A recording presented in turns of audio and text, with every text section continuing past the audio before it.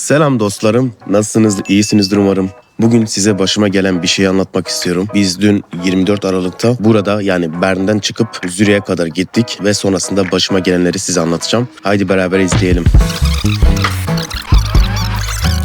Çikolata kokusu geliyor şimdiden. Gerçekten. Abi efsane bir koku yok mu içeride? Mis. Vallahi mis gibi. Bak şuraya bir çek. Direkt logoları şu, zaten şu aşağıda arabaları var. Aynen de şu ayıcıktan üstüne koymuşlar. Vallahi aynı renk. Bana benziyor sen. He, Allah sana çok benziyor hakikaten ha. Şöyle dolu dolu. Tövbe tövbe. Hadi o zaman girelim yavaş yavaş. Giriş ücretli bildiğim kadarıyla. Ücret ne kadar şu an bilmiyorum. Size söylerim. O zaman bakarız girişe. Hadi. Gördünüz ki oraya gittik ve bilet bulamadık. Bundan haberimiz yoktu. Son gün olduğu için, yani İsviçre'de tatil olmasına bir gün kala olduğu için biz bunu bilmiyorduk. Önceden online olarak bilet almamız gerektiğini biz bilmiyorduk ve bu yüzden gittik, kapıdan olduğu gibi geri döndük. Ve aynı gün içerisinde dışarıda bir çekim yapacaktım. Soğuktan yapamadım. Bugünse sıkı sıkıya giyinip bu şekilde yapacağım. Ama maalesef ki şöyle bir şey var ki bugün 25 Aralık, yani İsviçre'de her yer kapalı. Yani herhangi bir müze veya bir kurum, kuruluş olsun veya turistik yerler hepsi kapalı bugün. O yüzden bir yere gidip çekim yapamıyorum. Bugün sizinle yorumları okuyacağım. Bana yönelttiğiniz soruları okuyacağım. Hadi başlayalım. Let's go. Öncelikle kamera açısı için kusura bakmayın ama mikrofonuma rüzgar gelirse sesimi almayabilirsiniz. O yüzden rüzgara ters bir yönde oturmam gerekiyor. Rüzgar var çünkü havada soğuk açıkçası. Hadi çok uzatmadan yorumlara geçelim. Öncelikle İsviçre'ye gelmenin 5 yolu diye çektiğim son videom var. O videodan gelen yorumları size okuyacağım. Bir tane takipçim, reis sen hangisiyle geldin diye sormuş. Kardeşim ben Ukrayna üzerinden öğrenci olarak geldim savaştan sonra. Merhaba Atap kardeş, ben Almanya'da yaşıyorum, Avrupa Birliği vatandaşıyım. Bir süredir İsviçre taşısam mı diye ikilem içindeyim. Çünkü bazı sorulara net cevap alamıyorum. İlk başta barınma problemini nasıl çözerim dedim. İlk etapta geçici olarak ama çeşitli online platformlar ile bunu çözeceğimi gördüm. Ama asıl kafamı karıştıran, Almanya'yı bırakıp gitmeye değer mi diye tam karar veremememi sağlayan maaş durumları. İyi kötü bir iş bulacağımı düşünüyorum. Ama en düşük maaş nedir tam anlamadım. İlanlarda maaş yazmıyorlar. Gördüğüm kadarıyla yasal bir asgari ücret de yok. Hesapladığım kadar en kötü net 4000 kazanmam gerekiyor. Peki bu ücreti almam ne kadar olası? 2500-3000 gibi komik rakamlarıyla karşı karşıya gelir miyim? Kardeşim öncelikle %100 fetraklı çalıştığın zaman herhangi bir şekilde 2500-3000 alma olanağın yok. Çünkü burada resmi olarak devletin belirlediği asgari ücret neyse onu alırsın. Ki bütün kantonlarda asgari ücret yoktur. Bazılarında asgari ücret daha çok saatlik aldığın ücret olarak belirleniyor. Yani o da yine ortalama çalışma saatine göre o da 4000-4250 arasında değişiyor. Yani bazı kantonlar direkt sabit maaş veriyor. Bazı kantonlarda ise bu saatlik olarak belirleniyor. ChatGPT'den daha bilgilendirici, aydınlatıcı, teşekkürler. Rica ederim. Genel olarak sadece soru olarak bana yöneltilen yorumları size okuyacağım. Yani onun dışında da bayağı yorum var. Çok güzel anlatmışsın, çok iyisin gibisinden. Sağ olsunlar beni seven takipçiler var. Onların yazdığı güzel yorumlar var. Ama bugün daha çok bana yöneltilen soruları size okuyacağım ben. Şimdi gelelim olay olan bir videom var. Kürtçe olarak çektik. Kanalımda çeşitlilik var. O yüzden Kürtçe de olsun dedim. İleriki zamanlarda İngilizce de çekebilirim yani belli olmaz. Hakkınızda hayırlısı olur inşallah. İnşallah, teşekkür ederim. Tek kelimeyle muhteşem olmuş. İnsanın yüreğine dokunan yaşanmışlıkların anlatıldığı zorlu iltica sürecini çok güzel bir dille anlatmışsınız. Sıradaki videolarını da sabırsızlıkla bekliyoruz. Teşekkür ederim. Çalışma izni vermemesi kötü. Yıllarca kaçak kalınmaz ki. 15-20 sene kaçak kalanları ben biliyorum, tanıyorum burada. O yüzden kalınıyor. Ama zor. Düşünün ömrünüzden 15-20 seneyi kaçak olarak burada tüketiyorsunuz. Bu hiç de kolay bir şey değil. Gizlisiniz yani devletin hiçbir maddi veya manevi imkanından yararlanamıyorsunuz. Kolay bir şey değil. Dışarıda kaldınız mı el uzatacak tek bir insanoğlu yok. Abi 1K abonen hayırlı olsun. Teşekkür ederim kardeşim. Çok kral adamsın. Teşekkür ederim. Kamp hayatını ve insanımızın çektiklerini anlatmak ve doğru şekilde güzel olmuş. Teşekkürler. Danimarka mı İsviçre mi? Yani bu senin beklentilerine göre değişir ama ben Danimarka hakkında detaylı olarak bilgi sahibi olmadığım için bir şey diyemeyeceğim bu konu hakkında. Merhaba, ben de Basel'deyim. Merhabalar. Kürtçeyi çok güzel telaffuz ediyorsunuz. Şahane bir sohbet olmuş. Duygulu, dürüst, anlamlı bir paylaşım olmuş. Teşekkür ederim. Sohbeti gelek hoşa berdevam. Zor spas. Spas bernamek hobuya. Sivistri olati ki hoşa li ali penaberi re kırtucu. Keseki ez sanım جامر حف سال سويسرية إنجي مافي بنابري نقرتيه براستي جي قالكي وني مافي بنابري نقرتي هن دورا مجي برن يعني از نازدك هن كان حبيوني هن yine mafi penaberi negirtiye. Yine de bir revşe de jiyandık. Tişki zahmet brasti. Lebelez bavar mı av zahmeti yok avdık şimdi nevi roja gibi kadar. İsviçre büyük yanlış ama 5 milyonu aşmalı yoksa imkansız. İmkanı yok. Nazi kampı.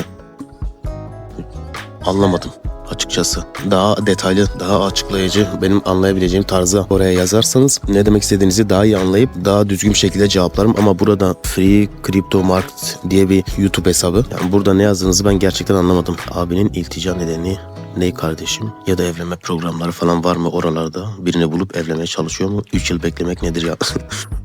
Evlenme programları illa ki her ülkede vardır da ben hiç evlenme programı üzerinden evlenip oturum alan bir ilticacı hiç duymadım şahsen Avrupa'da. Daha doğrusu İsviçre'de hiç duymadım. Şurada bir arkadaş daha var, bayağı uzun bir yorum yazmış. Yalvara yalvara başka ülkelere gidip hayat amacı arıyorlar. Şaka gibi bu istilacı ilticacılar, yemin ediyorum. Açmış da ekonomiymiş de kimse ekonomi yüzünden size oturma hakkı vermez.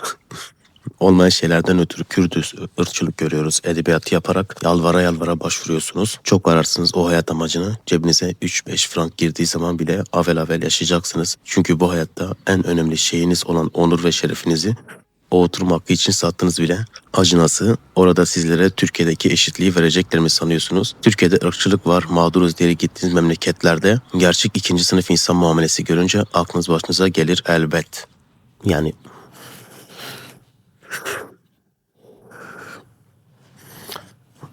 açıkçası ben bir kanal sahibi olarak hiçbir zaman kötü yorumlara cevap vermem. Yani daha doğrusu hakaret içeren yorumlara cevap vermem. Ama bu arkadaş için ben şunu söyleyebilirim. Allah onun gönlüne göre versin. Şimdi bu arkadaş eminim ki şu an Türkiye'de değildir.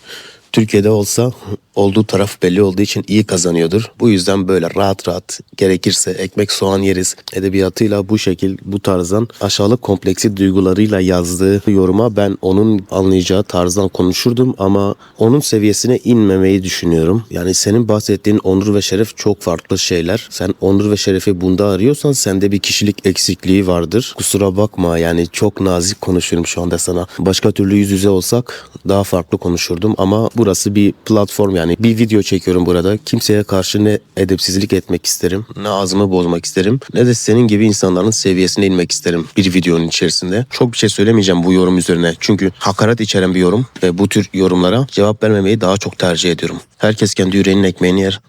Allah da senin yüreğine göre versin. Abi döner fiyatı nedir orada? 12 ile 15 arasında değişiyor. İsviçre'de çalışma günlüğü diye bir videom var oradan. Ağzına sağlık dostum. İnşallah 26'da oradayım. Severek izliyorum. Baş göz üstüne. Ne zaman gelsem buradayım. Gel bir çayımızı, kahvemizi iç. Kolay gelsin usta. Eyvallah, teşekkür ederim. Eline sağlık kardeşim. Çok güzel video olmuş. Böyle videolar yüklersen sevinirim. Teşekkür ederim. Kolaylıklar gelsin Kardo. Teşekkürler kardeşim. Bu da Esen Mutlu. Güzel bir YouTube sayfası var, ben severek takip ediyorum. O da benim gibi ve benden bir süre önce başladı. Şu anda o da adım adım amaçlarını ilerliyor. Senin için en güzelini diliyorum kardeşim. Kral, Kürt müsün, nerelisin? Evet, Kürdüm, Mardinliyim. Düzgün çalış, çalışmaya çalışırız. Abi ben 16 yaşındayım. Buraya gelmem için ne yapmam lazım? Dil olarak hangi dilleri öğrenmek lazım? Cevap verirsen sevinirim, takipteyim. Teşekkürler kardeşim. Öncelikle 16 yaşındasın. Şimdiden sana tavsiyem kalk ve herhangi bir Almanca dil kursuna yazıl ve dilini B1 seviyesine ulaştır. Almanca, Fransızca veya İtalyanca 3 dilden birisini iyice sağlam bir şekilde öğren ve buraya gelmeye çalış. Oldu ki Türkiye'de dil kursuna gitme imkanın yoksa zaten YouTube var artık. YouTube'da artık bütün bilgiler sınırsız yani. Ekstradan ücretli bir şekilde kurs almana bile gerek yok. Mesele senin verdiğin emek, verdiğin çaba. O çok önemli. Yani bazı kelimelerin doğru olması yanında bazı doğru olmayan şeyler de var tabii ki de. Mesela asgari ücretle geçinmek kolay değil ve her türde düşünmek zorundasın alacaklarını. Yani alacaklarını her türde düşünmek zorundasın da yani İsviçre gibi bir ülkede alacak olarak düşünmen gereken şey bu hafta dondurma veya pasta alayım mı almayayım mı oluyor genelde. Yoksa temel insani ihtiyaç olarak yok abi, rahat yaşıyor insanlar. Yalan yok. Eğer ki pasta almak istiyorsan ona bir şey diyemem. Senin adına üzgünüm. Hangi şehirde yaşıyorsun? Ben de yaşıyorum kardeşim. Helal olsun, doğru açıklamalar. Teşekkürler. Kardeşim kolay gelsin. İstanbul Eyüp Sultan selam. Şubat ayı geleceğim çayını içmeye, yemek yemeye, baş göz üstüne. İsviçre'de Türk marketine gittim. Oradaki bana yöneltilen soruları okuyacağım yorumlarda. Türkiye fiyatlarına göre anlaşılabilir bir fiyat listesi, özlem duyduğunuz tatları bulabileceğiniz bir yer.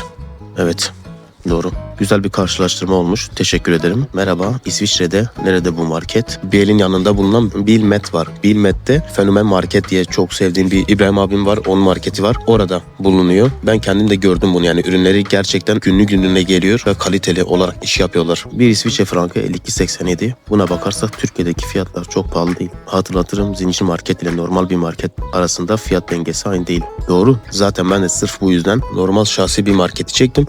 Türkiye'de de ise Migros'u seçtim. Migros büyük bir market, zincir market. Zincir marketlerde daha ucuz oluyor normalde. Buradaki de pahalı marketlerden birini seçtim ve ikisini karşılaştırdım. Ona rağmen hani İsviçre biraz daha alım gücü anlamında daha ucuz oldu ve artı kura vurduğumuz zaman bazı ürünler Türkiye'den daha ucuz çıktı. Nerede eski Türkiye fiyatları be? Yok kardeşim artık. Maalesef yok. Abi hangi kantonda 3000 frank kadar araba alabiliyormuş sosyalde olanlar? Bern'de alıyorlar. Benim arkadaşlarım sosyalde. Adamlar alıyor araba. Sıkıntı olmuyor. 3 sene sonra mı boşanmak lazım? Oturum yanmaması için. Kardeşim bu değişiyor. Sen bu 3 sene içerisinde dilini öğrendin mi?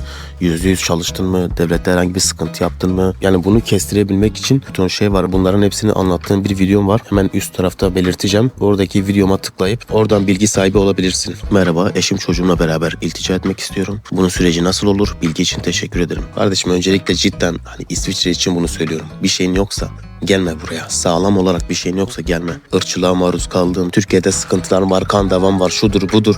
Yok yani bunları artık vermiyorlar. Ciddi anlamda bir sıkıntın varsa bunu ispatlayabiliyorsa verirler. Onun haricinde vermezler yani. Doğrusu bu. Yani gelip de kendi çoluğunu, çocuğunu, eşini kendinle beraber burada süründürmene hiç gerek yok. Çok mantıksız olur yani. Onların günahına da girme. Merhaba, gastronomi mezunuyum. Kuzenimin İsviçre'de pizza kebap yaptığı restoranı var. Oraya istekli gidip çalışabilir miyim? Şimdi bu olay İsviçre'de biraz tantanalı bir olay, açık söyleyeyim, biraz zor bir süreç. Yani zaten adamlar ilk başta diyor ki dükkan sahibine veya işletme sahibine diyor ki önce İsviçre vatandaşı bulacaksın kardeşim.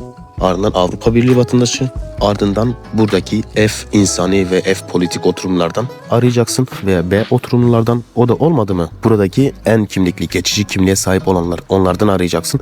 Onlar da olmadı mı o zaman Türkiye'den getirme hakkım var. Şimdi devlete yazabilir. Bunların hiçbirinden ben işçi bulamadım ama bunun için adamın gazetede ilan yayınlaması gerekiyor ki hani işçi arıyorum diye. Onların hepsi gelecek, hepsini reddedecek. Yok hani şu sebepten ötürü bu adam yani benim yanında çalışamaz, işi bilmiyor, yok şudur budur. Yani bunun tanıtması çok fazla kağıt kürek istiyor. O yüzden buradaki işletme sahipleri çok uğraşmak istemiyorlar. Açıkçası Avrupa Birliği dışından başka kimseyi getirmek için çok uğraşmak istemiyorlar. İsviçre gerçekten yasal tedbirlere çok dikkat eden bir ülke. Düşünenler için faydalı bir video olmuş. Teşekkür ederim. Merhaba, polislerle kavga ettim. Bayağı darp edildim. Darp raporu vermediler. 1 ay tutuklu kaldım. Tutukluyken ailemle görüntülü konuşmada foto çektiler. Kaşım gözüm patlak ve şiş. Cezaevinde darp edildim. Gardiyanlar dövdü ama bunu belgeleyemiyorum. Belgeleyemiyorsan istersen 2 elin 2 ayağın kesik olarak buraya gel. Adam sana diyecek ki 2 elin 2 ayağın niye kesik, bunu ispatla. Aksi takdirde maalesef. İsviçre'de yaşıyorum. Çok güzel anlatmışsın. Gerçekten anlatmışsın. Teşekkür ederim. Elimden geleni yapıyorum. Hastalık sigortasını unutmuşsun. Zorunlu. Aylık 500. Onu ben videoda anlattım ya. Oraya kaçırmış olabilirsin. Zürich'te mi yaşıyorsunuz? Hayır, Bern'de yaşıyorum. Hocam selamünaleyküm. Eşim 3500 frank maaş alıyor. 1420 frank kira ödüyor. Sizce aile birleşiminde vizende sorun olur mu? Yani 3500 maaş alıyorsa, 1420 kira ödüyorsa, şimdi önemli olan o kalan para, faturalardan hariç kalan para ikinize yeter mi? Bunu ispatlaması gerekiyor. Artı kaldığı evin 2 kişiye uygun olup olmadığını belgelemesi gerekiyor. Kira kontrat sözleşmesiyle beraber. Arkadaşlar şimdilik bunlar. Ben daha uzun bir şekilde size bütün yorumları okumak isterdim. Ama bugün amacım tekrardan sizinle beraber olmak. Maksat bu hafta size tekrardan bir içerik paylaşabileyim diye. Size dediğim gibi dün gittiğim yerde maalesef ki çekemedik. Problemi videonun başında size anlattım zaten başıma gelen şeyi. İnşallah Çikolata Müzesi'ni ileriki tarihlerde bir bilet aldık. İnşallah o zaman gideceğiz. O zaman size çekmeye çalışacağım orayı. Kendinize çok iyi bakın. Videoyu beğendiyseniz bir yorum, like ve abone olmayı lütfen unutmayalım. Kendinize iyi bakın. Hoşça kalın.